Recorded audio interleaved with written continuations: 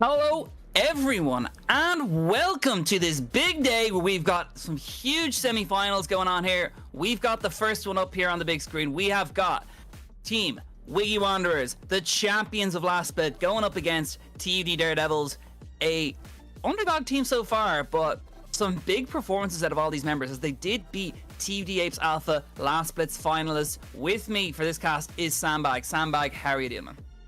I am doing fantastic. Like you said, the very last semifinals that's going to be up here on the stream before the big day itself. And coming out of the Civil War, the Daredevils taking on the arguable A team in Alpha, 2-1 series closing it out, looking to make the run all the way through. And I'm excited for this one. Best of 3 series.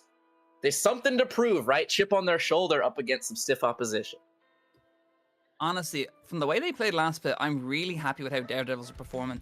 We didn't see them on stream at all so far, but looking at the standings at the end of group stages, we can see TUD Daredevils 8-2 versus Wiggy Wanderers 7-3. Already actually off to a better start in the group stage. Maybe they had a couple of easier teams that could be argued, but regardless, Daredevils looking really good so far. I mean, all the teams stuck together. As we can clearly see, both these teams all stuck together from last split. No one swapped around there. We might have seen maybe a couple of bit of swaps in the roles, but I mean, all the members are still there so far. Daredevils, I mean, good team, classic, good top laner, good support, good bot lane. They have really good synergy with each other. And then looking also towards the side of Wiggy Wanderers, you've got Wiggy, Kelko, Leaf, Spee, USSR 99.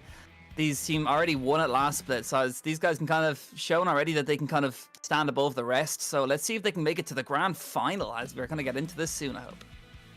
Absolutely. I'm looking forward to it. Like you said, having champions who have been played once before, teams who have built synergy, built time together, every single one of those scrims, stage games, practice, 5-man flexes late at night, builds up to this, and one more game to try and put you on the big stage. So maybe some jitters, or maybe the experience wins through on the other side. As we do get into pick ban at the moment, where we see Daredevils opting to take the Ashes, the first pick, blue one, unless that is a placeholder. I'm shocked that's not a Smolder. Shocked it's not a Smolder maybe, but this is live patch, and as a result, Smolder is kneecapped. This man had his execute knocked down, he had his burn knocked down, his movement speed on his E knocked down. This man has been dumpstered. I have a sneaking suspicion we won't be seeing the little dragon pup anytime soon. No, I have seen some absolutely disgusting pro play gameplay. I think there was an SKT game on there where T1 were, I think they were 12k gold ahead at some point, and they still managed to lose to a Smolder with a lot of stacks with a Karma. So it's clearly shown the power of the Smolder Karma. In response, the Wiggy Wanderers going a bit closer to what they'd normally like to go for here. Seeing an Ari and a Twitch. We know we're in some college level gameplay here when we're seeing the random picks come out here. I mean, Ari, strong champion at the moment. Twitch is one we actually have seen a couple of times as well, so it's nothing uncommon, but it's just maybe Smolder could be picked there. Maybe a Smolder Karma. Am I just maybe believing? Am I coping here? Nah, you're absolutely coping. Smolder's dead this patch. I will stake my claim on it now. BO3, we're not seeing Smolder. This champ got absolutely battered by the nerf bat, so it's gonna be the Rat. I expect him to be paired up with an Enchanter as well. We see the Rakan on the other side looking for that double engage. Ash having the arrow, Rakan with the follow-up, looking to snap go on some of the fragile members. So potentially Wanderers looking to pick up somebody who can absorb the onslaught that the Daredevils are looking to bring. And they are going to lock in a Silas. They already see Ari ulti and Twitch ulti and say, we're going to lock it in, because that's pretty ballsy to lock in early on when you don't know what ults are available from Wiggy Wanderers. It's going to be interesting. Yeah, it's high priority, right? It does, as you say, it surprises me that they go quite this early on into the slot here. Yes, you do see that Spirit Rush. Yes, you do see that Spray and Pray, but you kind of often find yourself determined by support ults, because taking the utility of a support ult and blasting it with all of the supercharged AP that you can grab on Silas can really double down on that, and the Nautilus instead, with the support changes perhaps leaning more towards the low economy instead of the Enchanter that I touched on. Nautilus, beefy boy. There's a lot that he can do with his ultimate. So Silas already getting willingly a bit of value there from the side of Wiggy Wanderers, locking in the Nautilus. Meanwhile, looking at the bans here, we do see the Poppy taken away there against the Daredevils. Back in response, we're missing the, well, potential jungler, but you could also stick Twitch jungle and maybe hold on to your AD carry till later on in the rotation if you're pretty genius now. I kind of like this. You're really cheesing on that front if you're looking to put the Twitch jungle. I expect it to be something more in line of the Xin Zhao, the Wukong, even J4 seems to be making some presence with Ashe not having a dash of her own. So trying to find a way to scrap out. Volibear, I know, did get touched down in this patch, but still has some priority. Maybe someone who can look to scrap a little bit harder than the Twitch as the bans continue to pile up.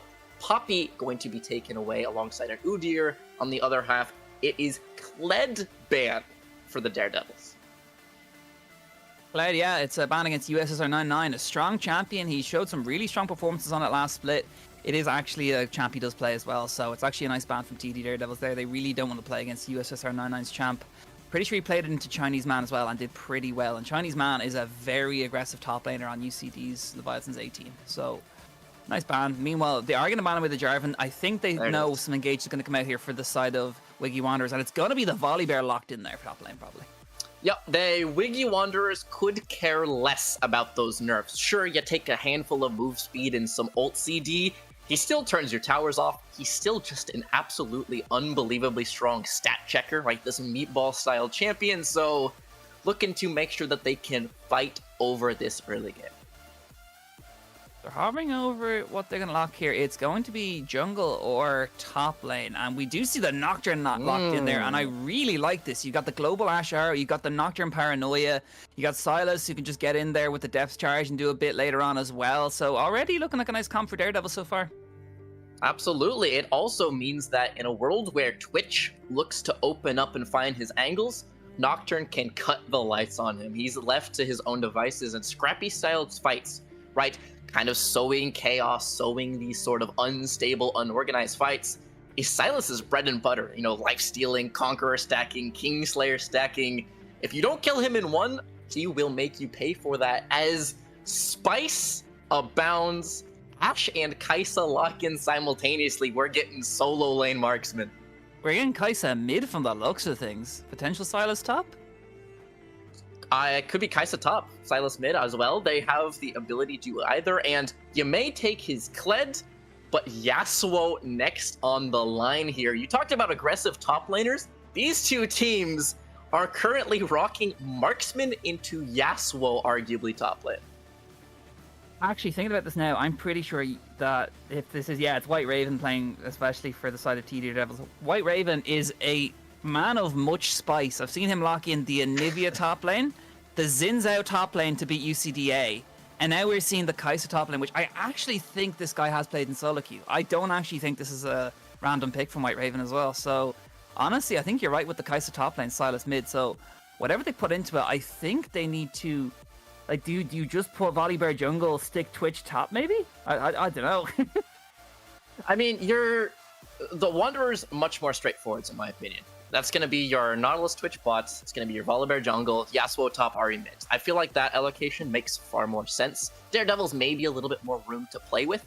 The issue I find for the Daredevils, sure, Kai'Sa is in a 1v1 bully situation, can try and space play almost like a pseudo Vayne, right? You have the move speed out of the E, pseudo to a tumble. You have the ability to space, but Yasuo has creeps. This man can actually just E-start and just slide at you from literally level 1 if he's looking to try and get in there and try and fight up against some of a very fragile marksman top laner. I also think there's a lot of engage for the side of Wiggy Wanderers. They can do a lot with it. I know you get Marksman Snowball, you get Nocturne get on top of you. It's fairly easy to shut down the Snowball for the side of TUD. But what Wiggy have is they have a lot of beefy frontline with the Volibear Nautilus. They've Yasuo would have engaged. They actually have a fair bit of knock-up as well to help Yasuo with the depth charge and what Volibear can do. So honestly, I kind of like both of these comps so far. Honestly though, I do kind of favor that spice that the Daredevils bring. I'm excited for it. I really do think there is some spicy stuff being locked in here for Daredevils, and I think there's definitely something to be done about it. Absolutely. And this is honestly, best of 3 situation, my favorite approach to a game 1. Because at the end of the day, game 1 will not win you a series. But what it does set is a precedent, right? It sets a situation of we're willing to pick spicy picks. We're willing to get creative and try some things out. If it goes great, boom, you're 1-0 up, you're on match point already. If it goes bad, we tried. Maybe we're still the better team and we can look to be a bit more standard next game. And so my eyes absolutely lock on this top lane early on.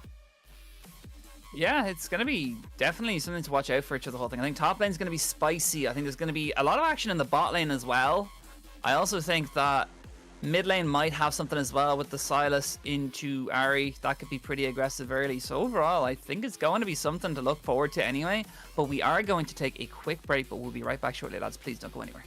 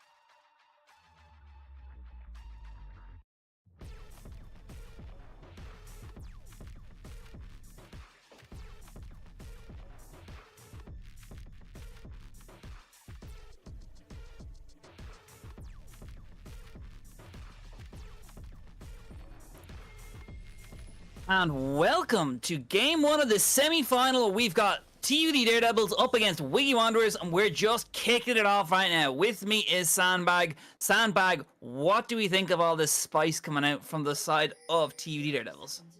I am excited. That's absolutely the word to describe it. We have flex picks on flex picks. We're loaded into game, and I'm still not 100% sure that we have everything in roll order here. There's still time yet to be played with the invade. I really don't know. Both, well, I'm going to call them bot laners, but I'm not sure where they're going. Both champions have Ghost. Both champions have started Doran's Blade.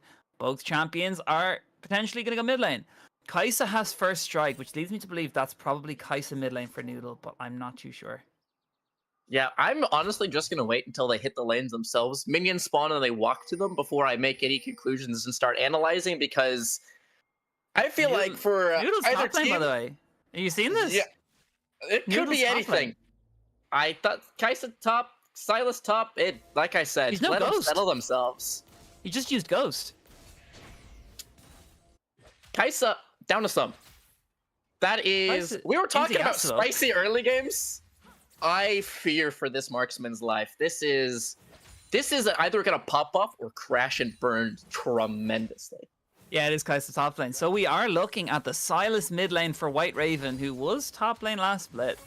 And it's Matrix in the bot lane, who was mid lane last split, I believe. So I think they're swapping the old roles around a bit here, but definitely one thing is solid, and that is Mongolian Yeti in the jungle and Sprumble support. Sprumble, by the way, from what I've seen this guy play, has had some really standout performances from the Daredevils. I'm expecting really big things from him so far. I definitely think that the A-team were really in the wrong not putting this guy and bumping him up to the A-team, because he is a sicko on support, especially on his engaged supports, as we're going to see. Meanwhile, though, we do see Noodle getting punished there for not having any Ghost and not having, I don't know, respect for the Yasuo. I mean, this is just kind of what I was saying at the beginning, right? You start E, you slide forwards, and you just fist fight. If you can get into range of a marksman, your stats are just better. Range versus melee at close quarters, you will just win out. And we're talking about laners being in different positions. We're talking about role swaps. Champion execution trumps all of that. If you can play the role, great. But if you can play the champ, double down. There's a serious amount of damage coming out there from Wiggler at the moment. He's kind of just laying down the law on White Raven in the mid lane, which is what I'd expect given that Wiggler's main role is mid lane, and I'm not too sure where White Raven's playing since they've done a lot of flexing around today. Yep, to be fair, still a pot, still the ability to use that Doran's shield to try and top himself up alongside the innate sustain. The electrocute proc feels good. Wiggler more than likely just going to work on the wave before he works on this champion.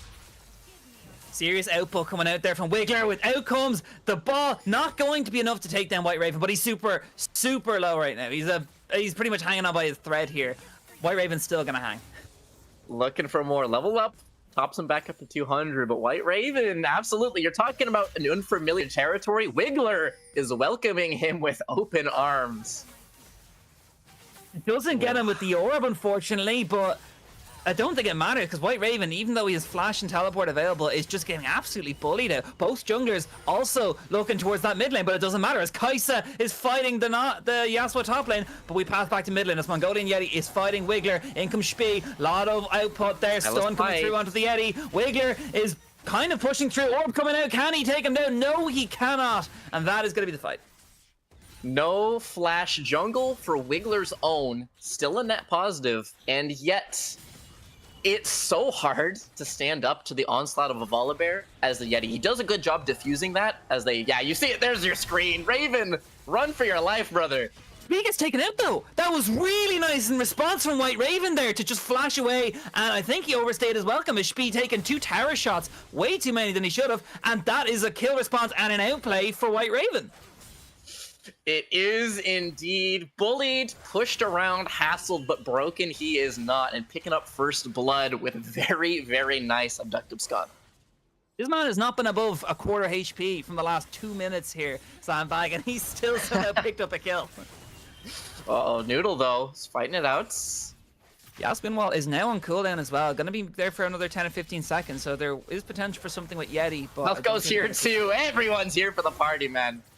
Meanwhile, mid lane, the Twitch poison might be enough to take out White Raven. No, he does not have enough, and we do see Volibear starting the Void Grips. Yep, this is the strength early on. While he may be deterred by 2 consecutive tower shots, he will certainly not be deterred by the neutrals. As meanwhile, Sprumble and Wiggler, Leaf might be trying to get involved. Sprumble just, as I said, laying down the law. He is actually such a Chad. I love this guy. He's just such an aggressive player. You can just see it from the way he's just trying to fight the mid laner. He's nuts. I like this guy. A lot of potential for the side of Daredevils. I expect some serious engages from him later on. Trying to move around the map, trying to get involved. It will be 3 grubs secured for Spee, so early precedence. On the other side, Yeti still 2 levels away from his 6, right? When you're getting pulled into all the nonsense mid lane and you don't get to use the dream situation where you hit hips till 6 and then you fight, Nocturne behind the pace a little bit, what, 9 CS, and Volibear looking for both neutrals simultaneously. Isa so far, okay, she's 10 CS down. It's not the worst start considering you're playing kind of aggressively against the Yasuo. And I mean, Yasuo's kind of going ham on you for a while here, but I mean, with the jungle pressure that's been going out at the moment, it doesn't seem too bad at the moment. Although once things start heating up towards the dragons and we start looking more towards Soul Point, maybe it'll get more spicy. But for now, only 1 kill so far. 1 so far, but lots of aggression here. Again, look, this is the trades, right? You step up as a marksman, and you receive the payment of half your health bar, trying to get 3 CS. Joseph ulti, which he is going to use. Nicely done, but Kai's using the killer instinct to shield. Really nice from Noodle, but it's not enough. Meanwhile, Mongolian Yeti in the right place at the right time to pick up that kill onto USSR 99. It is wave denied top, solo kill secured, but like you said, Yeti finishes off the Gromp, cool, calm, and collected, picks up the cleanup, so in isolation, Yasuo still way out in front, but on a team perspective, could have been far, far worse. I think as well, Spee being nearly around the top lane would have been very unfortunate. Had that dragged out a bit more, I think would have been a lot more aggressive from both sides there. But overall, 1 kill going over to TUD Daredevils, who at the moment, with their very interesting comp, I am very interested in what they have to do, as Sprumble is looking for something here. They're pushing the wave, and Engage might just be coming out. Ash Arrow is available, but the hook does land. Looking for the Engage. Nice W from Sprumble there. Ash Arrow. Clint's gonna get popped by Kelko there. Matrix is ignited. He's super low. He can't stay and fight. The rest of the boys trying to walk away, but nice hook from Nautilus, from Neef there, making sure he can't leave easily, but they do survive. Meanwhile, Volibear and Ash fighting. Nice Spirit Rush from the Ahri. Down goes White Raven, looking for the kill onto Mongolian Yeti next. Can they find him? Looking for the Spirit Rush again. Not more damage coming through here. Mongolian Yeti is gonna go down. It's a double kill coming out there for Spee. Absolutely. You cannot fight free 6. Yeti, again, getting sucked in. As meanwhile, Ghost popped. Sticky situation for Noodle. Noodle is putting autos out. Nice passive proc as well onto USSR 99 there. Very low at the moment, so I don't think he wants to fight, but Spee is here. May be able to do something. No killer instinct is up. No flash, no ghost. He can't walk away. Is he going to give the kill over to his top laner? No, he is not. He says, more for me, says Spee. Spee grabbing up his 3rd and CS lead and neutral lead and Nocturne just wants to hit camps, man. And Yeti's getting pulled into all this nonsense solo lanes, just kicking lumps out of the poor little demon. It is not a good day to be playing Kai'Sa top. You see the Cull locked in as well there. He's going to get 300 gold, hopefully eventually, but for now, Yasuo is looking like a much better position. Currently 24 CS up. It's not going so hot. Not at all. And see, this is the thing, right? We were talking about Kai'Sa being a pseudo Vayne, right? pseudo-gnar almost, trying to space you out, trying to use that movement speed steroid, and when you have the damage to harass, nothing you can do. But if there is all-in potential on the other side, there's a reason why you pick things like Yasuo and Aurelia into the spacey champs, because you have dash after dash after dash after dash, right? You don't even have to play for resets like in Aurelia. You can just go in, get in their face, and 20 CS lead, holding this jungler to where he doesn't want to be. I fear top lane will start to bleed soon. It's already looking pretty bad so far, as USSR 99 is absolutely owning this lane. He does not let Kai'Sa do anything. Yeti is trying to find something. The charm did not connect, unfortunately. The White Raven going to go in. The Paranoia getting used. Nice knockup coming out. Out comes the Stormbringer. But you see Noodle fighting Wiggler. Wiggler says, I might be able to take this, but Kai'Sa gets a passive proc. That's a serious output. Mongolian Yeti himself, nicely done. Noodle picking up the kill onto Wiggler here. USSR 99 is going to be next on the chopping block. And this is Daredevils back in the game with 2 kills for the Kai'Sa and the Void Grubs. There we go. See, this is a very simple flowchart. If Nocturne ult, then fight. If not Nocturne ult, stop fighting. Let him farm. He gets his camps, he gets his XP, and turns that one around. He has enough to convert it thanks to that gold. Maybe Noodle will be getting his own gold soon. 77 stacks in that cult. He might actually see that. Absolutely. He's equalized at the CS with the kill. You know, he was able to crash the wave. He gets a kill. A bounty himself. All-in threat is fantastic until you find yourself in a 4v1. Everyone is here to try and support and get Kai'Sa back online. And with the item completion, shields will begin to flow, sustain out of the Cole passive. A massive swing for this top lane. Really big Eclipse finish there as well for Noodle. That's his first item online. That's going to be a Q upgrade soon, and that is going to be hopefully the start to a comeback into a lane of ranged into melee, because you can't really be bullied by melee forever. Nope, you can only be bullied if there's all-in threats, and right now, ain't no all-in threat to be found. Full item completion is the spike. I know they've tapped down the epic items a couple times, you know, with your Fiendish Codex receiving a nerf, your lethality items, especially out of that Dirk, so legendaries and full item completions meaning so much more. Meanwhile, Twitch opening up. Twitch looking for something. Ash does have the arrow, which she is going to use. Cleanse, though, going to get popped down. Rakan going to use the ground entrance there to try and slow it down. Hook connects. He might actually trade his own life here. Really nice. The quickness being used as well. In goes Spee, but he actually didn't get in there in time, and that was some nice disengage from Sprumble. Interesting that they don't pull the trigger. They fear not enough information, so they don't go for that dive, even though they did have the volley ultimate to turn the dive into a structureless one. You're not even tanking tower at that point, and fragile health bars, restraint, and going back for the neutral instead is Wiggy's. Noodle looking pretty aggressive here. Yasuo going to use the wind wall as well. Does have his ghost up, but he is going to use it just there. But overall, Noodle trying to do something back. It's just been a very scrappy top lane here for the side of Daredevils and for the side of Wiggy. I'm actually shocked how aggressive it's been so far. I mean, there's no fallback pattern for either of these champions. Yasuo is known for his O10 spikes for a reason, right? You got to get in there. There's no safe way of doing it. And the same way with the Kai'Sa, right? Sure, you have a Void Seeker. You can spam that every, 12 seconds, 18 seconds. Meanwhile, mid, the bait. Nice charm from the Ahri onto White Raven, and he's looking for something. He's looking for the kill, and he's going to find a Wiggler taking the White Raven. Still 2 more in the tank. Plenty to finish off the Silas, and Volibear continuing to extend his authority in this early game. 2 Drakes, 4 Grubs, no Void Mites. Thankfully for the side of TUD, but early game still completely run by Spee on this bear. He's actually been everywhere this game so far. Has completed his first item being the Sundered Sky, and is pathing everywhere. I mean, we've seen him bot lane, we've seen him top lane, we've seen him mid lane. Spee is just absolutely out jungling Mongolian Yeti, and Mongolian Yeti is literally got a global ultimate that can get him anywhere on the map. He's got a global ultimate that'll get him anywhere on the map on a 3-minute cooldown, or something outrageous at this point in time. Like that Paranoia is such a long time to wait for this, so sure, it's great to be able to use it, but those windows are very finite. Meanwhile, the bear, he's less tethered by those CDs as he continues to harass Noodle. Damage is enough. Look at the burst. That's the bear. Oh, there's another bear! 2 bears! Silas is going in here! White Raven even, he was looking for something, but unfortunately did not manage to find the bear. Meanwhile, the bot lane going to use the ultimate there. Depth charge, really nice output there from Leaf. Hook connects, Ignite comes down. Charm, though, going to land there onto KOKA from the ultimate, but it doesn't look like any kills go out. Meanwhile, though, really nice Charm going to connect there. Down goes Silas. Daredevil's a man down. Might be more here as Leaf and KOKA pushing for the kill as Sprumble gets his quest completion. No, they don't pursue for more.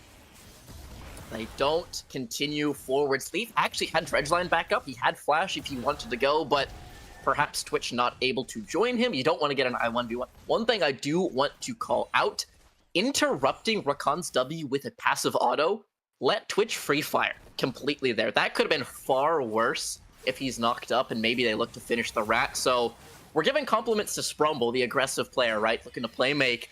Leaf dealing with it about as well as you possibly can. Honestly, I think Leafs just played... Both supports for both these teams really have played this very well. I think Leafs done a pretty decent job of starting it, although he hasn't found any kills just yet. But I also think Brumble's done well. Meanwhile, in the mid lane, a really nice fight breaking out for White Raven. He's looking for something, looking for damage. Flash forward, looking for the kill. Trying aggressive, misses the E, takes a tower shot, gets hit with a charm, and outplayed by Wiggler. Baited in by the ult CD, thinking they could flash forwards, but it was answered with, you saw the Malignance proc go off, the ults, the damage, plus the shred. Little bit too big for their boots. Raven was an auto short and pays the price. That was not it, Chief. That was really unfortunate for White Raven there. He saw stars, he just didn't see the kill. Yeah, not quite enough. And to be fair, it was so close. It was within a sliver, finding very nice chains through the wave, giving a chase down with that dash the Kingslayer, but when you go all in and you come up short, ain't no exit strategy, there's no rewind, you can't pull that back, you go for broke, and sometimes it comes up tails on the flip. Speaking of flips, we're looking for Leaf. He's trying to see if he can get something for the side. Meanwhile, nice Ash Arrow going to connect there. Twitch going to cleanse, Depth going to land the Sprumble, but Spee wants the kill, he gets the kill, and in goes the Silas, but can he do anything as the other members of Wiggy Wanderers are playing is really aggressive. They pick up Kelko, but White Raven's going to go down for his troubles, and that's going to be a 3-for-1 in favor of Wiggy Wanderers. Yeah, they got what they were looking for, but paid such an exorbitant amount for it. Everyone piles in, though that's the Volibear tower dive that we were talking about. Just fully toggling it off means that the quote-unquote refuge of your structures doesn't happen. Wiggler in trouble, though. Nice charm connecting onto the Eddy there. It does spell shield the orb on the return. Not sure if the fight's picking up because we do see a fight in the mid lane between Noodle and Spee. Noodle gets hit with the hook. Nicely done from Leaf. Spee going to actually not get the kill there as Leaf picks it up, and we do see Ari did walk away in the end there, and nothing else happened. Not hooked her out of ult. She's trying to dash away with her mobility that's far lower cooldown, far less committal, and the shield. And Nautilus said not fast enough. You needed to spend the flash, calls the bluff, picks her out of the air, and as a result, Drake number 3 secured for the Wigglers. Wiggy Wanderers are firmly in the driver's seat so far. We see huge CS discrepancies in the mid lane.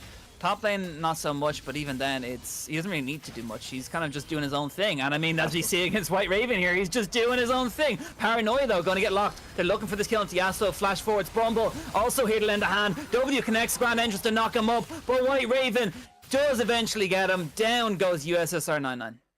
Just not a fair fight. Every single all-in is answered by 2 members, 3 members, 4 members previously, just piling in on top of the Yasuo. So, sure, losing out on the play, losing his life once more, but meanwhile, you're trying so many members that mid-tower falls in the meantime, just due to numbers advantage.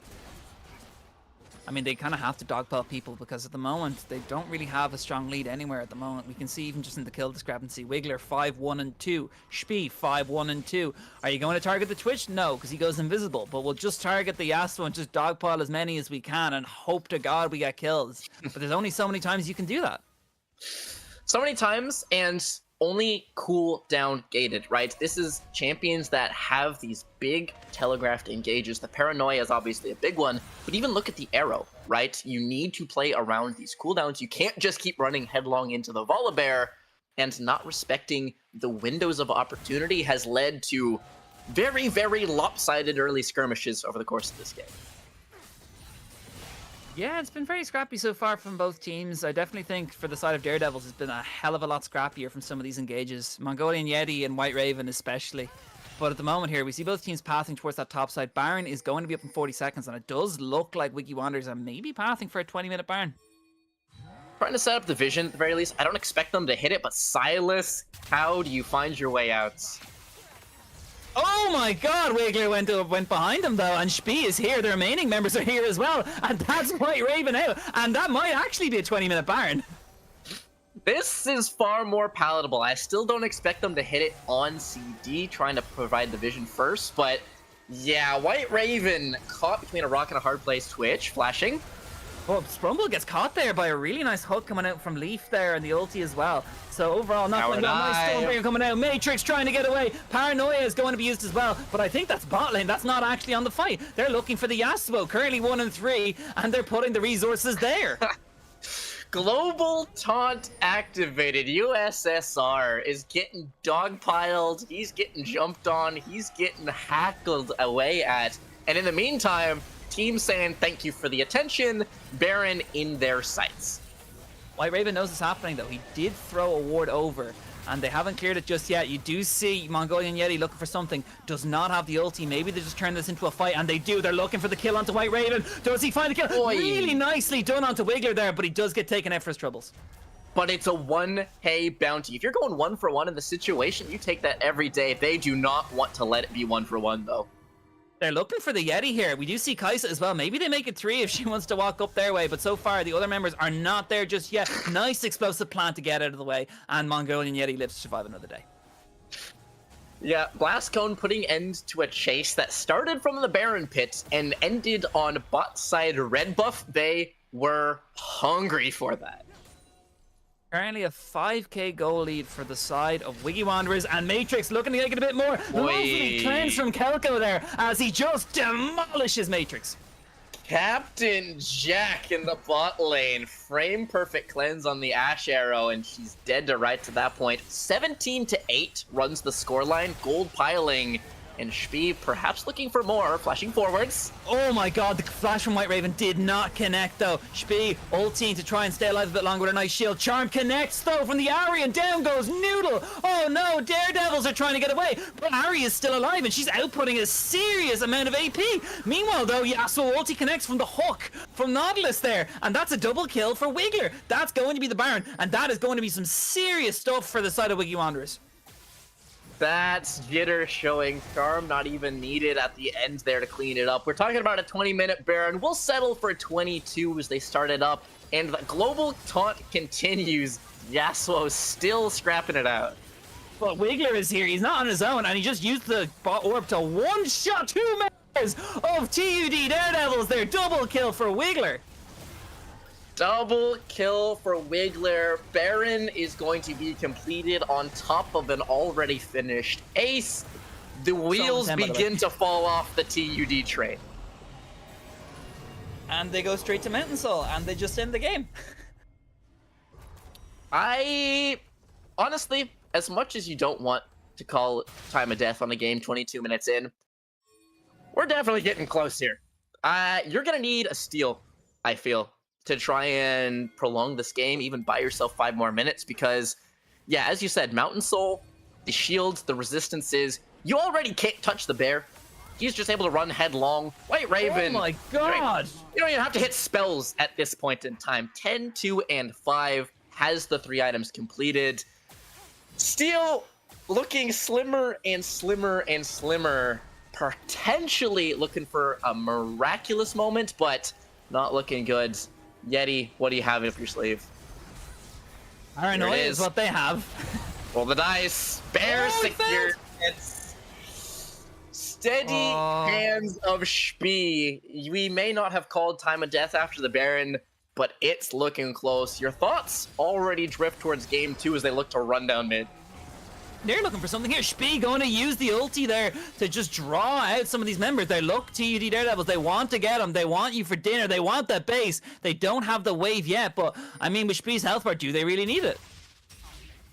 I don't think they do. To be honest with you, I think they have their Baron. They're able to sync up these waves. You see top lane crashing. Mid is going to be stacked up. You cannot defend it if you're Noodle, forcing to flash and ghost. Structure falls nonetheless. Screws tighten further and further and further with every structure, every wave, as they continue to look. And there's a death blow incoming if something drastic doesn't happen. If any Ahri ability hits, I think one of the members of TUD Daredevils are dead. She's already been like hitting for 75% on just an ulti Q. I would agree with that, Charm. Not connecting this time, but look, 2 pass-throughs forces Nocturne down to 2/3.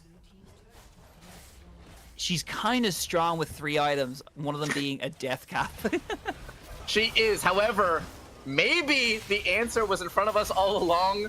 If at first you don't succeed, try again. Dogpile the Yasuo for what feels like the 15th time this game. They got a shutdown that time. That was worth. It's gold. I mean, don't get me wrong. It is gold every time. It's 300 every time. But I don't think it answers any of your problems they're looking to close out.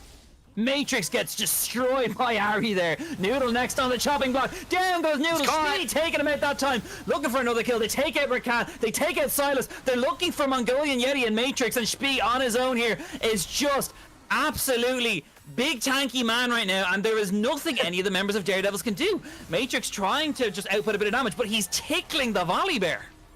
Yeah, we're looking at Mountain Soul, 3.5 item, Dark Seal stacked Volibear versus an Ashe who doesn't have 2. These are throwing paper clips at this man, and you see it on your screen. A fight would be generous. We are going to call this an execution, as Nexus Tower 1 will fall. Nexus Tower is doing more damage than Ashe. Absolutely. Hook connects again. They're just relentless. That was a nice engagement, Sprumble. Just there's just nothing he could do there, really. He tried. They all tried their best, but unfortunately, it looks like it's going to be it. Wiggy Wanderers looking towards this Nexus to end us and take us into a Game 2. What a performance. Absolute demolishing. 26 minutes into the game, 3-9 goes the kills. Gold lead was something explicit at the end of that one. Spicy draft notwithstanding, this game ended immediately. I don't really know what I expected, but definitely not that. I did not at all. I was saying from the very beginning, top is volatile. If you have all-in capabilities, if you don't have all-in capabilities, one way or another. What I didn't expect was for the Ahri to be the one just getting ludicrously out of control, right? That is, we're talking about side lanes, we're talking about the Volibear, the jungle matchup. It felt like Spee took the game, handed it to his Ahri, and said, go on, be free, do what you wish. Got her a lead early, and she just ran everyone over. Honestly, it was really well played. I mean, White Raven, okay, didn't have the best time at all early on anyway, but honestly, I think Spee played incredible. I think Spee really got his whole team on his back and just threw him over. I don't even think in regards to Ahri. Like, look at Kelko's score, 6-1 and 10. A lot of that as well helped from Spee. I think Spee was literally everywhere, and I don't think there was anything Mongolian Yeti could do past the 5 to 10 minute mark. Oh, there absolutely wasn't, right? This is a matchup where Nocturne wants to hit camps, hit 6, and the litmus test for an early game for a Nocturne is, did you find success on your ultimate? And the answer was, like, yeah, he popped it in the river fight and he was getting involved, but he was already pulled top lane twice. He was already pulled mid lane once. This was the Volibear understanding his strengths, understanding his point of the game, and just abusing it to the absolute maximum. Honestly, it was just really insane, but yeah, after that, I think I need a break after that one, lads. So we're going to take it for a quick break, but we will be right back with Game 2 of this best of 3 series, lads. Please do not go anywhere.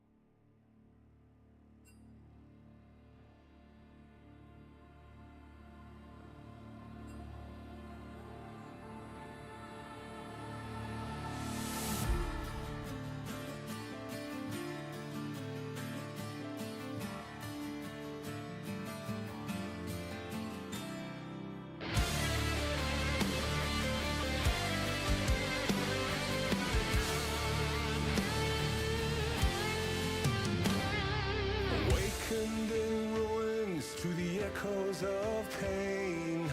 Vi sörger, vi sörger. Cold and empty, lifeless remains. Vi sörger, vi. Welcome back, everyone, to Game 2 of this Best of 2 series, Best of 3 even, between TUD Daredevils and Wiggy Wanderers for a place in the grand final, where we just after seeing TUD Daredevils getting absolutely slapped across Summoner's Rift like they were bold boys. My god, that was an ass whooping coming out there from Wiggy Wanderers. With me is Sandbag, who had to witness that firsthand. Sandbag, how are you feeling after that traumatic experience?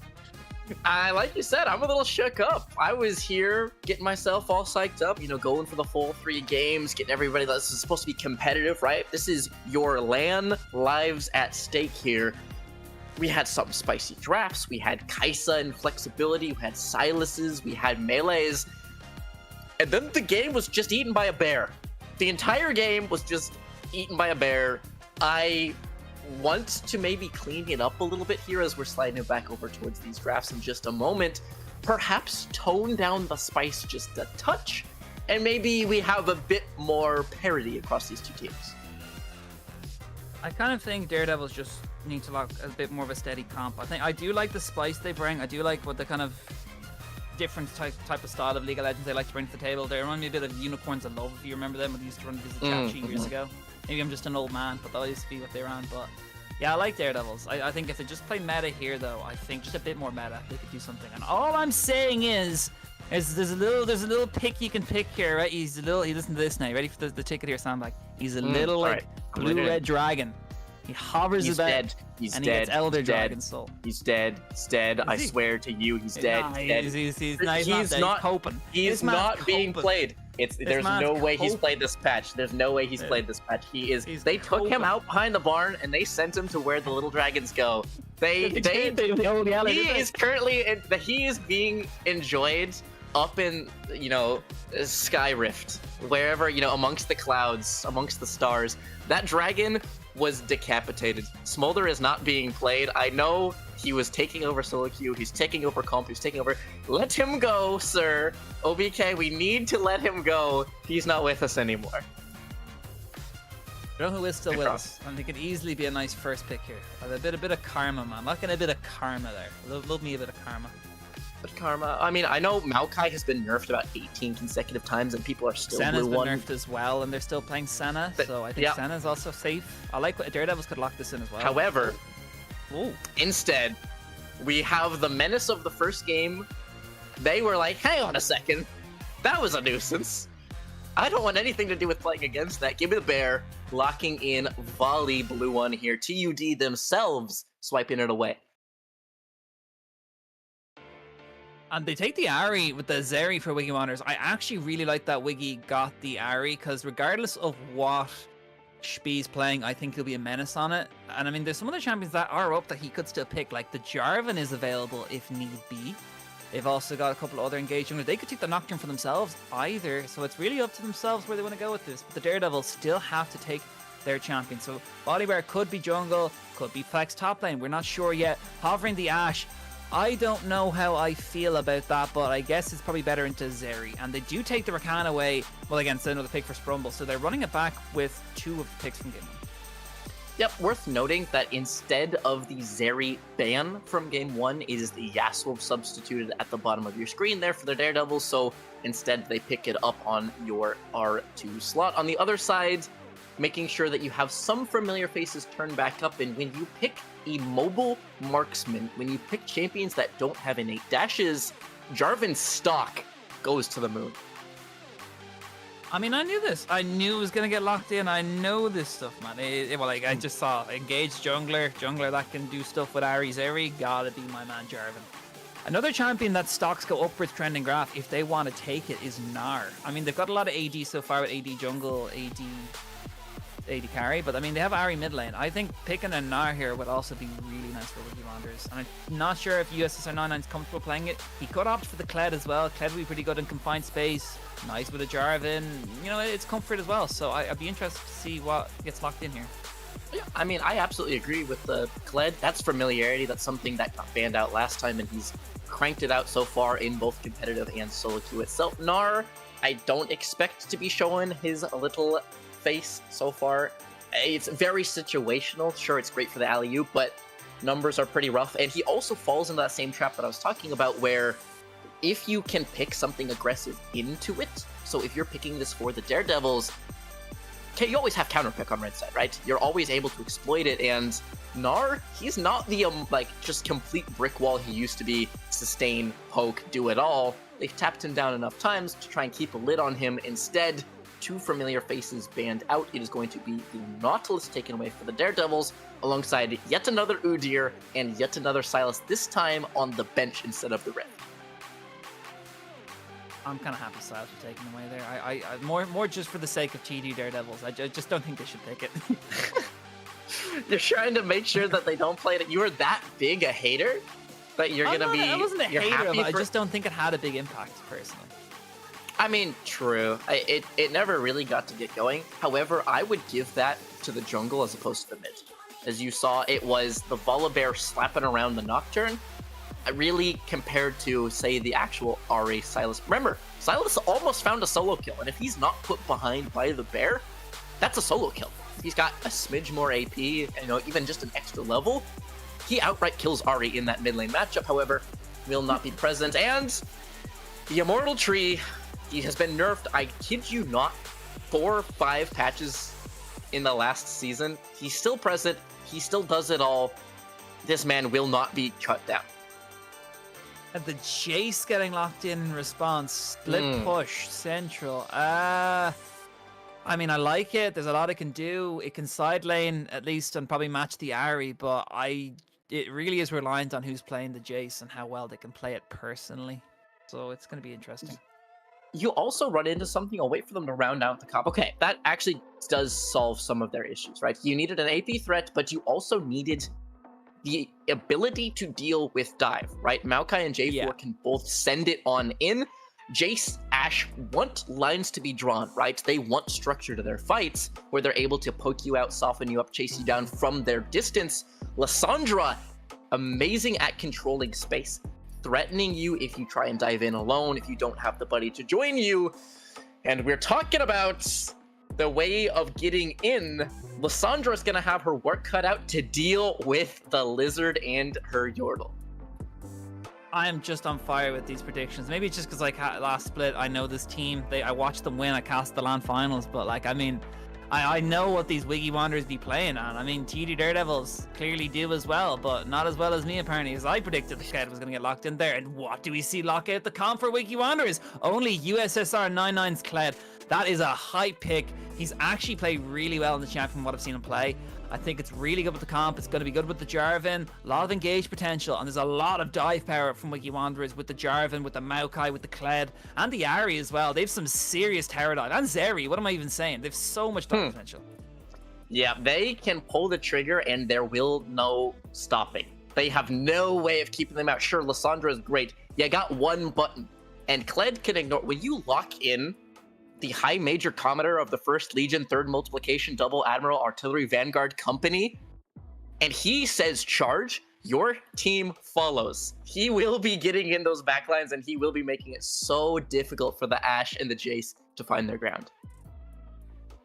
I definitely think, though, the problem is if that doesn't work out and there's a lot of disengage for Daredevils, it's going to be very hard to dive. Although the problem I see is there is a bit of disengage with Lissandra, with Rakan, but overall, I don't think there's enough disengage besides like having a Nautilus or something where I think dive will be a problem. I mean, besides Lissandra ulti, I don't think Wiggy Wanderers have too much trouble dive. No, there's no threat on backlines. That being said, there's arguably not a backline for the Wiggy Wanderers, right? Zeri wants to play that mid-range style where she can keep gaining those autos off. Ahri the same, where she's fishing in and out using that ultimate charge to weave in, find a charm, find some poke, weave out again, kind of space you out. Ashe Jace far more reliant on the space required, so if you're able to get in close quarters, if you're able to bridge that void, I take Wanderers comp every single day of the week if you manage to close that gap. I also think they have a front line, which is something that I think TUD Daredevils are missing, because you have the Maokai, you have the Kled, you have the Jarvan, but you also leave a bit of room for Zeri, and you also leave a bit of room for Ahri. So honestly, I mean, you do have the 1-3-1 potential where you stick Jace, maybe 1-4, where you stick Jace in the top lane and put the rest of them together, and that's not bad. Or you stick Volibear and you 1-3-1. So it's not too bad for Daredevils, but I think they're really going to have the work cut out to them to get back to, especially after the performance that they played last game. I'd be quite worried for the Daredevils. I'm not getting them out yet. They're my homeboys, TUD graduation gang, you know what I'm saying? But yeah, overall, I think the Daredevils really need to step up their game going into this game too, especially if they want to make it to the land final and meet the one and only. Well, I don't know if it's me, but if they want to meet the casters and meet the people and get to that land final, man, they got to be pushing harder, because right now this performance is not it, Chief. Not at all. They look to keep their hopes alive in these playoffs, so I'm excited. Backs against the wall. We wanted standard, they go standard.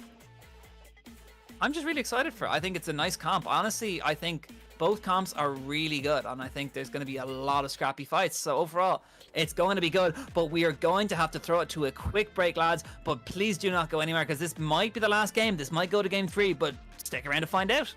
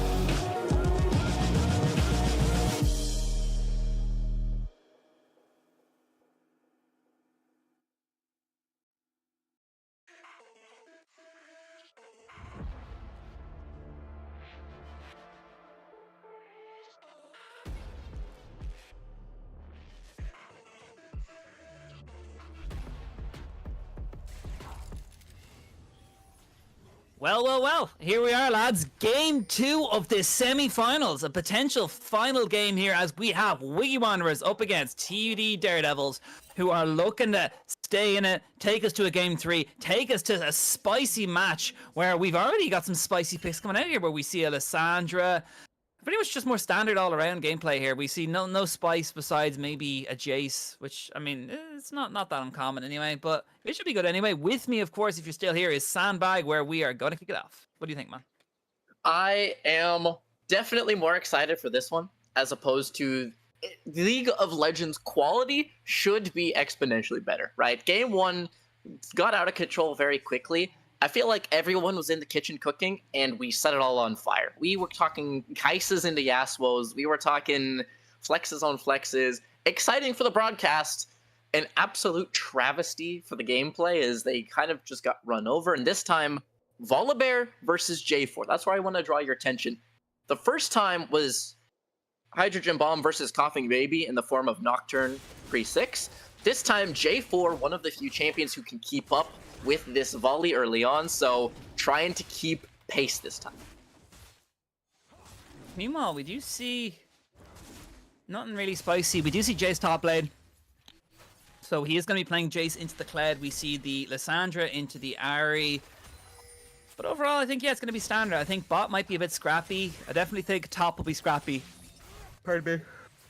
But yeah, I'll focus on Magoi and Yeti, the man, the myth, the legend, and Shpi. I think both these players are kind of in going to be the star shows here. I mean, I'm going to see Shpi and Magoi and Yeti. Magoi and Yeti witnessed Shpi put on a masterclass on volley last game. Let's see what he can do in the champion. Was he taking notes, right? Was he just sat there with his notepad trying to make sure that he was able to absorb his level 2 advantage? Does get a nice little chunk here onto Leaf down to half HP, but it's not the end of the world. He got nice little sustain with that sap magic. Nicely done, though, really, for the side of TD Daredevils. Yeah, then again, I see Sprumble still making those plays. I overall, this performance, even though Daredevils didn't win, I still think Sprumble played a really good performance on this Rakan last game, and I really wouldn't count him out this game neither on it. No, not at all. It's so tough when you're playing an engaged champ to try and claw the game back when every lane feels like it was on fire, right? So, yes, maybe not the performance that you would wish, but at the same time, hey, you make the best of what you can get. Elsewhere on the map, while bot lane will be harassing, my eyes begin to move from these junglers, as you see them clearing their way bot lane, to the actual isolated 1v1s, right? I expect to be less chaotic than the first one. I expect bot lane will still be the hotbed for action, but there are still plays to be made, especially with the all-in potential of a Kled, despite it being TP instead of something like Ignite for full Psycho mode. Meanwhile, USSR 99 gonna get knocked off Scarl there. Noodle outputting some serious autos there. Trying to do something. USSR also chasing forward here. Nearly is back onto Scarl. Nearly gets the full bar. Although nothing gets used there. I know someone is getting blown.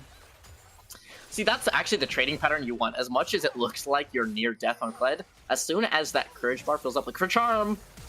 Charm connects there from Wiggler, and that's a first blood going over to Shpi. Another strong start for Shpi. Yup, you wander into the darkness and terrifying things are lurking here. So, White Raven, this role swap down to another lane, once again falling in the mid lane. Mongolian Yeti, though, is hidden in the bot lane. Crouching Tiger, hidden Volibear. He's about to strike on what looks to be a tough one for the Wiggy bot lane, but they've actually got a bigger wave at the moment right now, and I think he's actually losing a lot of XP just sitting there. Wave is currently headed left, right? It's headed towards the blue side bot lane, so it will encroach on Volley's territory. The question is, how soon and why? This is Cleanse Zeri. Like you said, you're spending so much time, but you're spending so much time on a champion you can't pin down. Maybe you go on Leaf, but it feels so hard. I don't think this ever cashes out. Maybe he does, because Kelko's just walked a bit more towards it. Here we go, it's looking for something. Finally, Mongolian Yeti looking to throw something down here. Finally pounces, trying to go for a kill. Does he get Leaf? Nice W in response to Roots. Brumble taking a couple autos, so it's going to be overall a 1-for-0. I don't think that was very exciting, to be honest with you, and I think Mongolian Yeti actually lost out in more than he gained for that. Yeah, see, that's the situation. Like, sure, we could go for the Maokai, and we did actually end up getting him, but at the cost of grubs, at the cost of so much time sunk, J4 is not a fasterly clear, and Volibear clobbers him in a 1v1, right? You want to try and exert authority early, and instead you're down 10 CS for a kill on a tree. We're going to have to wait for the investment to mature a little bit further. I definitely think there's a bit more cooking to be had here as Spee looking for something on the Noodle. Nice flag and drag there.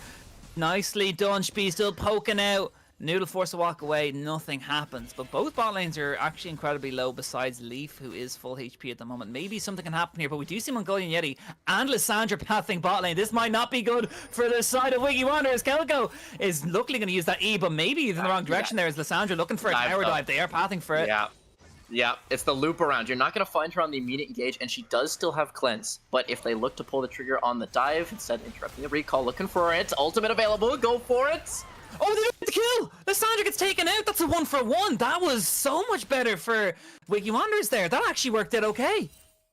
White Raven goes in alone. The entire bot lane is trying to push the wave. Volibear is trying to reset. So they go, pull the trigger, think they have enough themselves, and end up falling. Timber. Yeah, you just go alone, right? Flashing forwards, Maokai. Really nice knockback off the Q there. Wiggler going super aggressive though, but Leaf gets taken out. They're looking for one kill, going to get Matrix. They need a kill on Sprumble to make this work. A nice charm from Wiggler connects though. Out comes the orb. In goes the Zeri. Sprumble is very low. Does Ari have the output? Oh, she gets him with the orb. Oh, that was so good. Flash Q, maximum range, finishing it off. You're talking about cashing out, and Wiggler showing them how it's done on a bot play. If you're gonna go for the throat, picking up 2 of their own. That was really nice from Wiggy Wanderers back in response. 2-0-1 now. Wiggler again playing a carry performance early on. I'm really happy with this guy's performance on Ari so far, and I'm honestly surprised this champ wasn't banned already. Absolutely. This is 2 consecutive games where he's showing a strong pick in the meta, a strong pick in their hands, and once again, this time not relying so much on the jungle and just doing it themselves. I definitely think at the moment Wiggy Wanderers are not out of it by any means. They're a kill up at the moment, even though TUD are looking to try and be more aggressive here, as we can clearly see from the aggression from Mongolian Yeti on this Volibear. I do think there's still room for a lot of plays to be had here. Lissandra also looking for the spot lane. You can see White Raven even now still looking for something, but she does leave that wave for Wiggy, who is now going to kind of push that out a bit more. Maybe bot lane might not be the egg to put all your baskets in, or the other way around. well, I mean, look at the vision line, right? Red side vision. You have 1, 2, 3, 4, 5 wards littering that entire side of the map. So if you're a Lissandra, there isn't a straight line you can draw, even with your claw. You can't get involved without being spotted and wasting the time. However, Kled, perhaps an easier target. He's going to get knocked off. Oh my god, that was a really nice flash from USSR 99. Does get knocked out of pistol. Q to try and stay away, trying to put a lot of output. White Raven though going to be there, and Mongolian Yeti going to pick himself up his 2nd kill of the game with those 3 long swords. He's got a bit of damage, and Daredevils now in actually a much better position at the moment. It is dead even at the moment. I actually want to just highlight something, a really odd Kled mechanic. It actually would have been better for White Raven to just sit there and stare at the Kled temporarily. Because the only way you can traverse a wall without that 2nd E is with the unmounted form of the pocket pistol, right? Of that Q. So by knocking them off of the mount and giving them access to a dash over the wall, there was a 1% chance that they pull it out. So to be fair, slim margins, they still cash out, but interesting that they quite, in the heat of the moment, got caught up and slightly misplayed. Wiggler again with the max range orbs, absolutely demolishing the side of Daredevils, and this guy's just kicking ass at the moment. He's got the Malignance completed as well. There's a lot to be said for just pure micro from this guy's mechanics, and he's clearly pretty damn good on the Ari. The funniest part is when we're talking about, your itemization, we're talking about the mechanics. This build requires 0 skill shots. That's obviously hyperbole, but when you're going Malignant, Lichbane, R is AoE, W is AoE. You don't have to hit Charm, you don't have to hit Q, and you can auto them to death with Lichbane.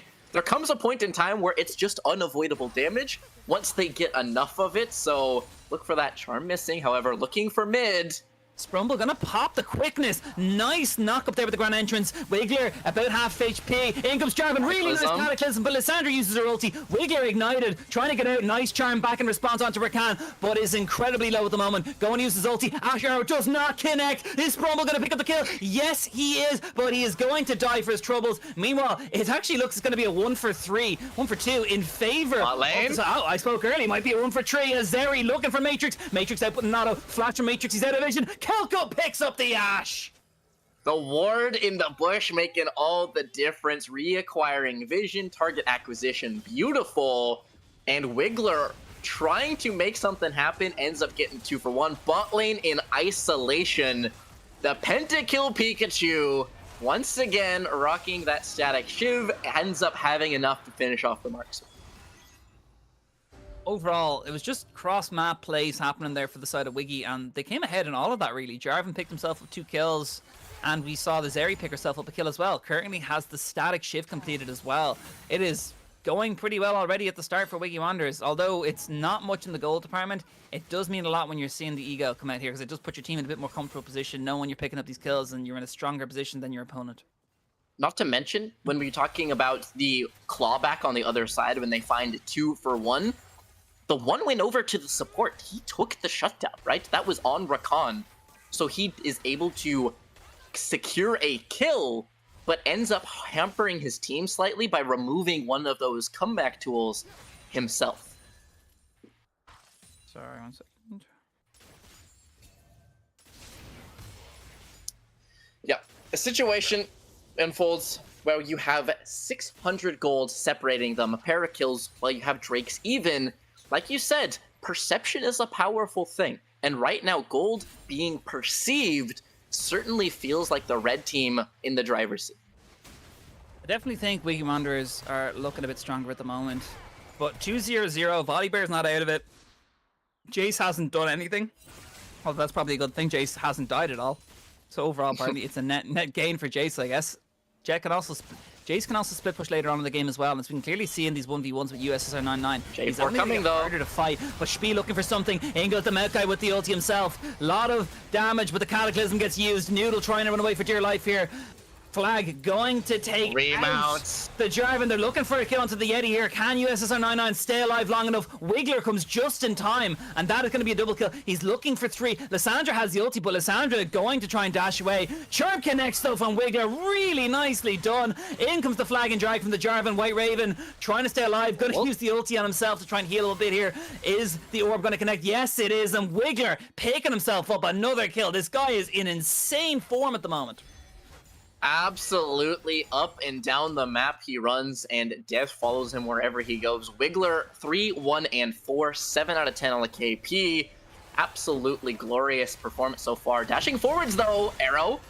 Nice cleanse from KOKA though to stay alive. Doesn't cleanse the ignite though, as the Maokai going to use the ulti. Nicely done. Sprumble incredibly low, but here's the golden Yeti. Lot of damage output. Double kill for KOKA. He's looking for the Volibear. Volibear's going in for something. He's barely alive, but Leaf is cleaning out. This might be a kill for KOKA. KOKA, meanwhile though in the mid lane, you see White Raven is about to get taken out. Wiggler gets it. He flashes away. He survives. Oh my god, this is cross map fights, and they're all coming to Wiggy Wanderers. No one falls, but somehow both the bear and the engages don't stop. I'm gonna hold that top lane.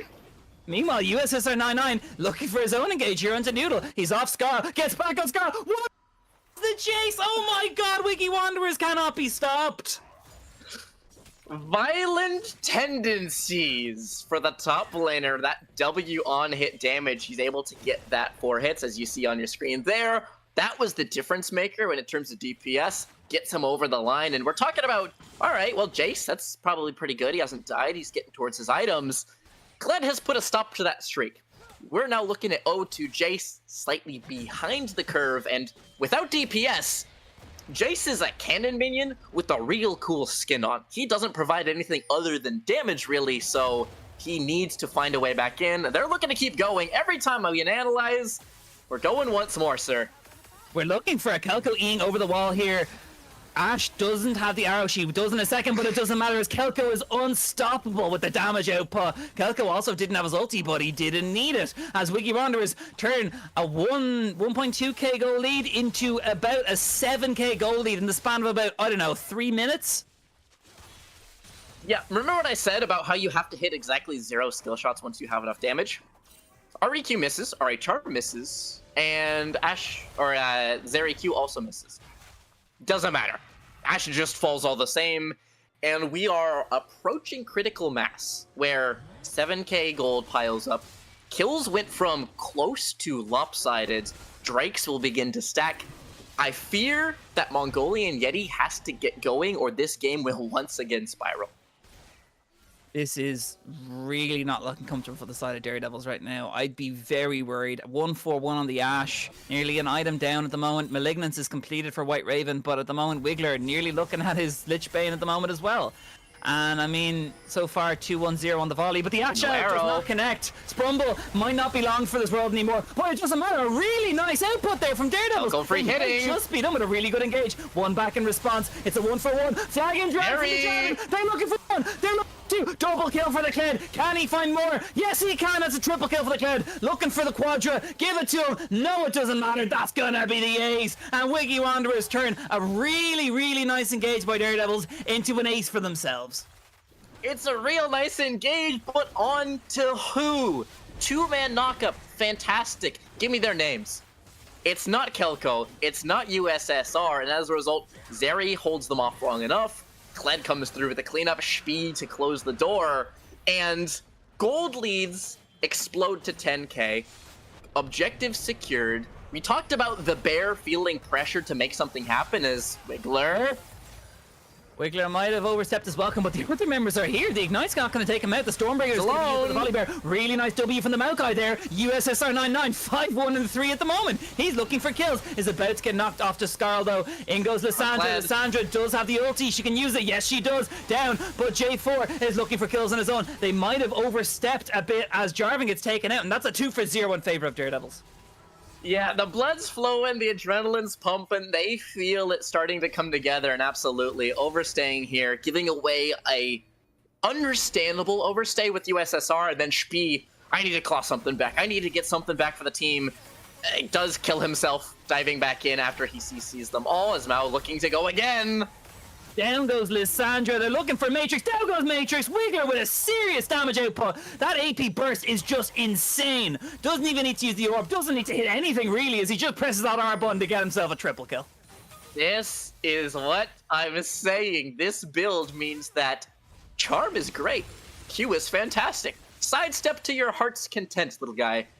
We just have enough damage to blow you out of the water, unfortunately, so you're currently looking at carries fully funded on one side versus whatever you can scrape together in the bot lane. 137 CS, a couple of kills and assists. Ash is nowhere near threatening once again this game. Yeah, it's a pretty unfortunate situation there for the Ash. I mean, Matrix can only do what he can do so far, and I mean, with one item versus the 2 and a bit that we see on Kelko, it's only going to get harder. You do have that engage tool, obviously, in the Ash R that can be used universally, but the problem is, what good is locking up one person when you got 3 more really fed members of the side of Wiggy Wanderers? So it's only going to get worse unless Daredevils find some engages, find some shutdowns, and find some standing goal to get them back in the game. Yeah, absolutely right. And the crucial thing is shutdowns. You need to find engages, but not just onto the tree again. Not just onto the J4. Onto members wearing bounties as they look for the Maokai ultimate. Retreat while you can. They're chasing you down. They found one member. They're looking for another. USSR taking out one, but in response, they pick up the J4. That was huge for Daredevils. Then goes 2. Charm connects from Wiggly. Really nicely done from Wiggler. Noodle is going to be the last one standing. Not anymore as they pick up the kill back into Zeri, but it does not matter. And it looks like the side of Wiggy Wanderers is going to push this in for an inhibitor. What a statement. Ace is going to be finished off. Base is going to be cracked pre-20. Yes, you do drop 2, so it is a 5-for-2, but gold leads, CS leads, pressure leads, everything mounts, and it does feel like the Bears' time is over. His authority over the game has expired. Now you start to get desperate. If you're looking to try and keep this one together, I feel like Wiggler's team's licking their chops, looking to close this one out. I don't really know what Daredevils can do here at the moment, because, I mean, they make some great engages. We saw a 2-man knockup from Sprumble.